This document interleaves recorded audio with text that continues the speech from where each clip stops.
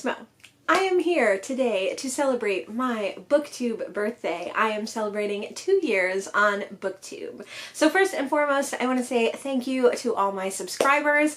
At the time of filming, I have 232, which is just lovely, and I appreciate each and every one of you. And I want to say a thank you to the Booktube community in general for being so kind and accepting, warm, and lovely. I look forward to making many more connections and having many more Booktube birthdays. So technically, my Booktube birthday is on October 13th. I was planning on filming this before then and posting it that day, but of course, life gets in the way of your hobbies and aspirations, and I am filming this a little bit late and will be posting it a little bit late. For my 1-year Booktube anniversary, I did the Booktube Birthday tag. Of course, I cannot remember who created this tag, but I will link that down below. For my 2nd year anniversary, I'm going to be doing the Booktube Anniversary tag, and this was created by Book Your Imagination in 2017.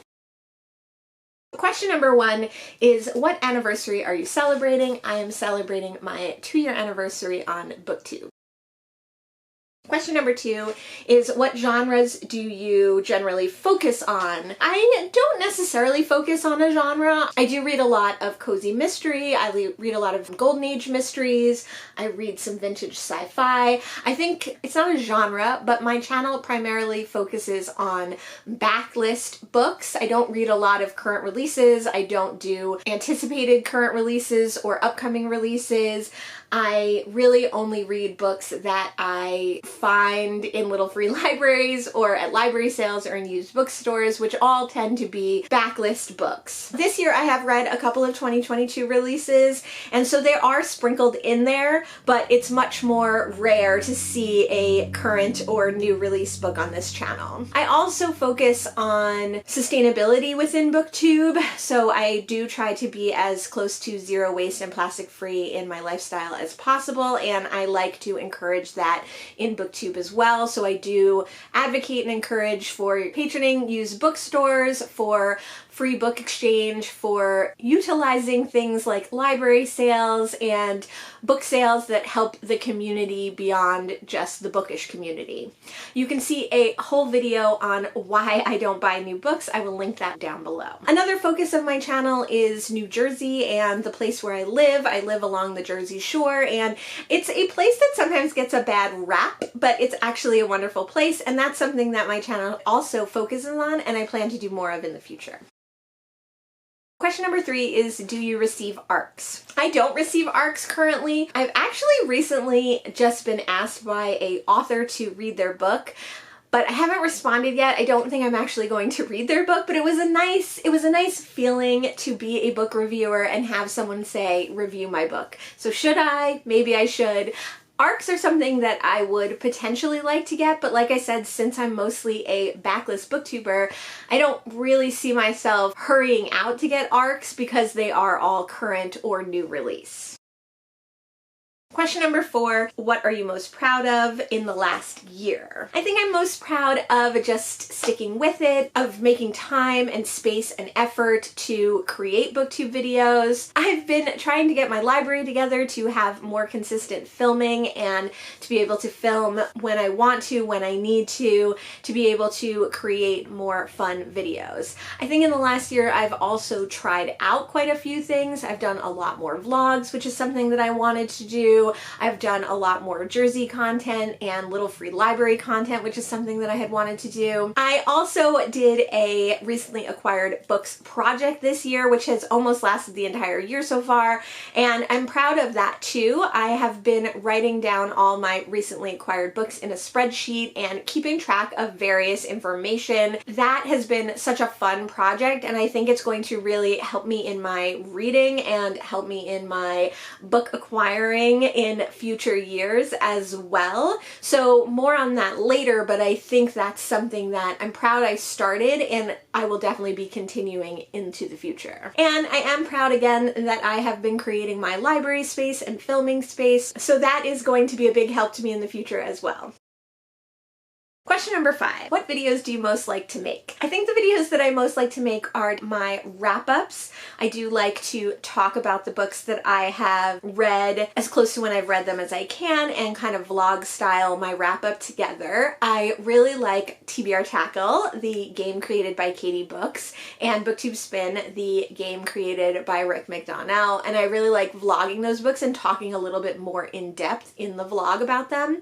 I've also done a few project vlogs recently, so one where I saw how long it took me to read up to 24 hours, one where I let you in on the process of picking books as a mood reader, and those have been really fun and interesting, and those are, this is going to be the next question, but those are some of the videos that I really like to watch. I also really like to make Little Free Library and New Jersey content, and then I also really love to do like little videos, like Pile of Possibility videos, not necessarily TBR videos because that's not something I enjoy making, but the idea of looking at all the books I have and what would fit into a certain category. Nonfiction November, Novella November, March Mystery Madness, Women in Translation Month, etc., etc.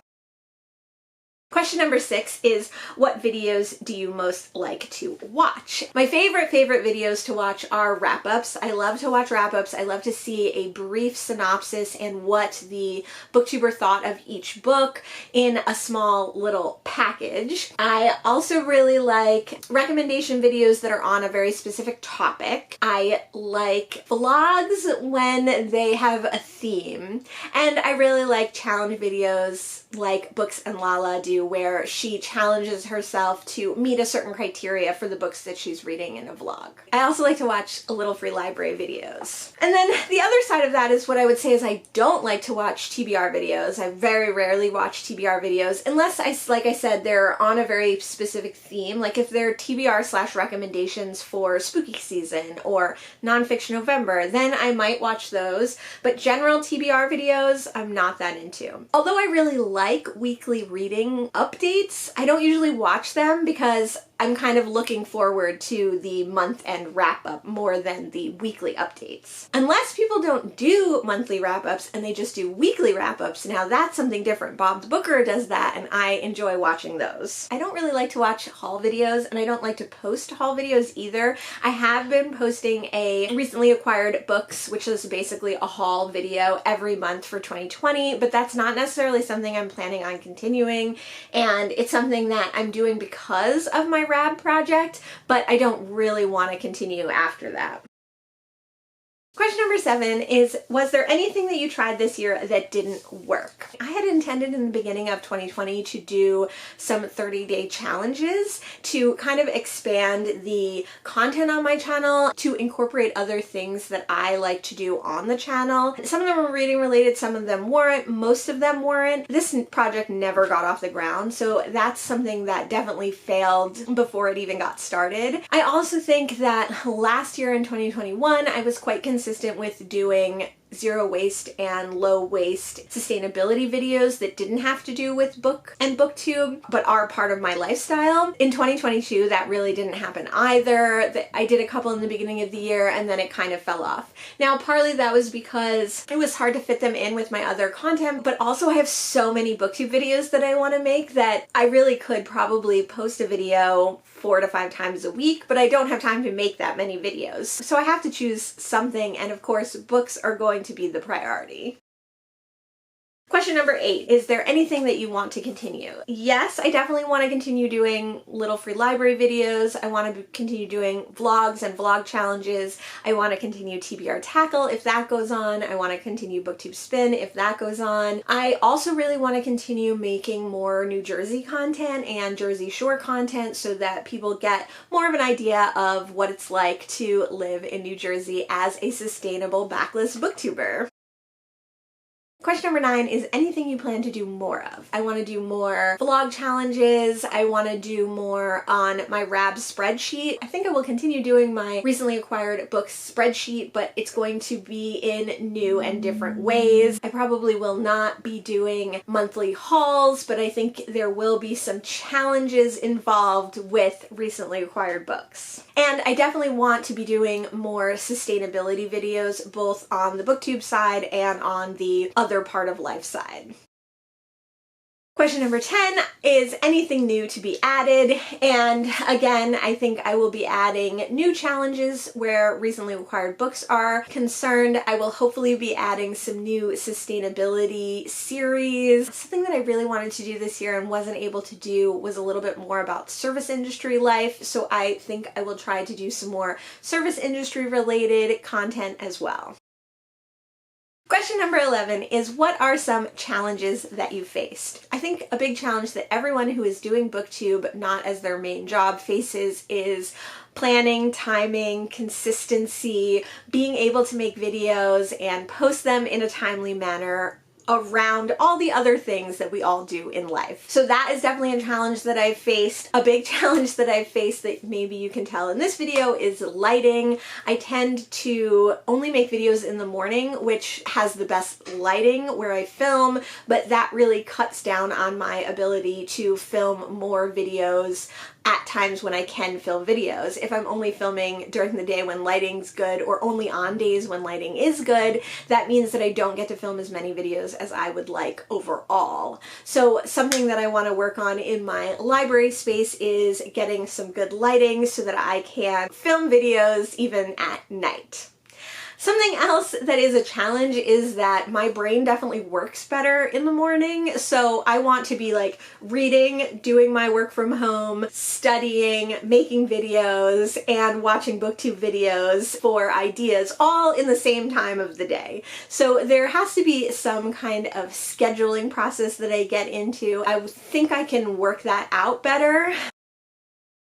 Question number 12 is, what equipment do you use? The camera that I'm filming on is a Lumix. This is just a pretty standard point and shoot camera. It does have some extra things that you can add onto it. You can get an external mic, you can get a flash, you can get a whole bunch of other stuff, but it's a pretty simple, straightforward camera that I bought specifically for YouTube. Now, you don't need a camera to start YouTube. You can definitely use your phone, and I do use my phone, but my phone is a very old iPhone 6 that has a cracked screen and the microphone doesn't work very well. So I decided to buy a camera when I decided I wanted to make videos, but that's definitely not necessary. One day, hopefully, I will upgrade my phone and I will be able to shoot more clearly on that. As of now, I do shoot B-roll when I'm out and about on my phone, and it works pretty well. I also use Canva. I just have the free version. Upgrading to the paid version is something that I would like to do, but I don't really see that as an expense that I need to take on right now. I use Canva to do thumbnails and different plates in my videos and different graphics, but I don't use it to its fullest extent, and I definitely don't use it to the most of like what could be done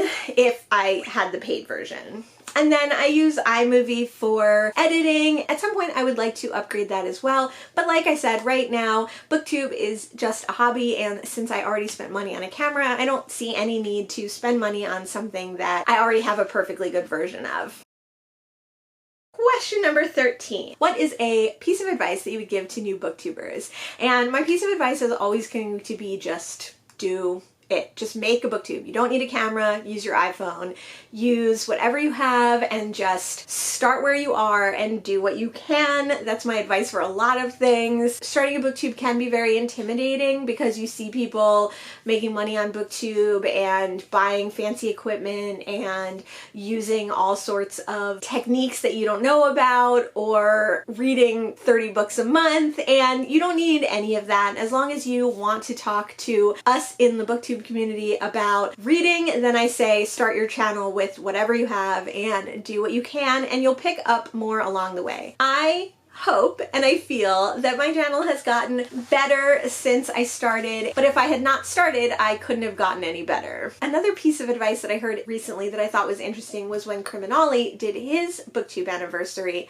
and he said you really need to niche down a little within Booktube. He said that his advice was just reading books isn't enough. You really need to find your corner, your part, your cog in the Booktube wheel. And while I don't think that that's necessarily true for everyone. I do think it's a good piece of advice, and I think that everyone has their own thing that they like and that makes them unique because of how much it inspires them. By having more than just loving books, by showing more of your personality and that being your niche, you are more likely to receive more feedback and have more communication with people. And in that manner, you're going to enjoy your time on Booktube more. And that kind of leads me to my second piece of advice, which is to be yourself, present yourself the way you feel good, and to not worry about the numbers and the money and the views and likes and all that stuff. Because if you start out thinking about potentially making money, or if you start out thinking that no one's liking your videos because no one's commenting, you're really going to feel disappointed, because you might have years and years and years without monetization.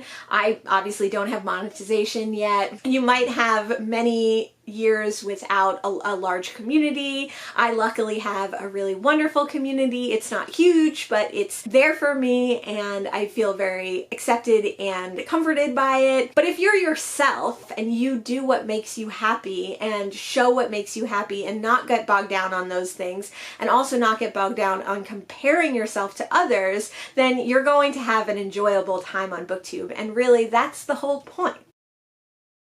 Question number 14, what is the best part of having a Booktube? And I would say the best part of having a Booktube for me is definitely the community aspect of it, meeting new people, being challenged by them, finding out about new books from them, finding out about my own reading taste, and becoming a better reader. Not a better reader in reading more books, but reading more books that I'm going to enjoy, getting more out of books. And I've definitely read more diverse books, more queer books, more books by people of color than I ever read in my whole life since joining Booktube. That's so important to hear different people's stories. It's also important for education, because I read a lot more books about social justice, and I read a lot more books about histories that I had no idea. Although I'm getting some of that in fiction, I'm also getting some of that in nonfiction. That's a huge benefit of Booktube in my mind. And having a bigger awareness of my own reading through community and talking to other people, or through watching other people's videos, or through reading.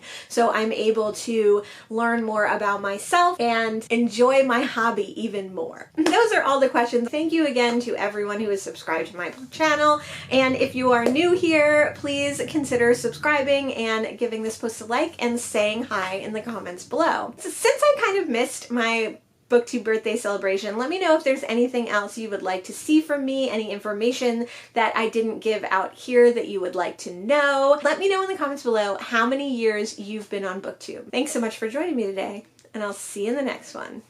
Bye!